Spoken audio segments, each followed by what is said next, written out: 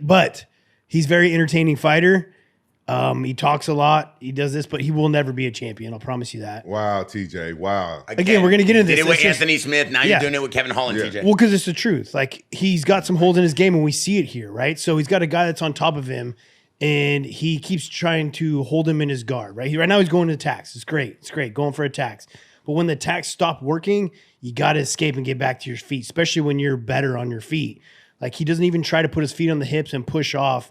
You'll see later, RDR's above him, standing. Not even controlling him. He's standing above him doing ground and pound, and he's trying to hold on to guard rather than put the feet on the hips, get space, and stand up. So that's like when I see like 101 doesn't have like the skills on the ground or the mindset to get back to his feet and keep the fight in the favor. Like when a guy stands up like this and he's not controlling your hips, you let go of your guard, you put your feet on his hips, and you push away and stand up. Yeah, I agree with you about that part, like him getting away and stand up. But what if he switched teams, get some new people around him, and really focus on getting to that Bro, you champion? sat here and let him say like he doesn't give a shit.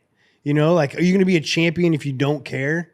No, you ain't never going to be. Like, this needs to, you need to obsess about it every day of your life. Like, you need to be OCD about training, about being the best, not losing one practice. Like, he's talking about bringing training partners in and going home and smoking weed. You know, like, just sitting here listening to him talk and then watching his skills on TV, he doesn't have the mindset for it. He's just happy being on TV. Yeah, you know? Yeah, being a champion is about mindset, though. It's everything, bro. It's like, I mean, there's so many moving parts in becoming a UFC champion that you got to be completely obsessed about it day in and day out when it comes to your diet, comes to your training, it comes to your recovery. The way you carry yourself. And I think it's too much work for him. Do you think it's a bad thing that a fighter is don't have the eye set on being champion? No, I wouldn't say it's a bad thing, but you can't come in here and disrespect the UFC champion. You know what I mean? Like someone that did put it all out there, that did work his ass off and win a world title and like talk shit, you know? Something you can put in your place, and then it happened. So like right here, like the guy's standing up, not controlling his hips. Watch, this is what I saw. So his guard's open and he's blocking. Put your feet on his hips, kick away. But watch what he does. Look, that goes back to guard. Why go back to guard? Why stay on your back longer? You're not threatening with submissions. Like push away and get up, stand up, scramble.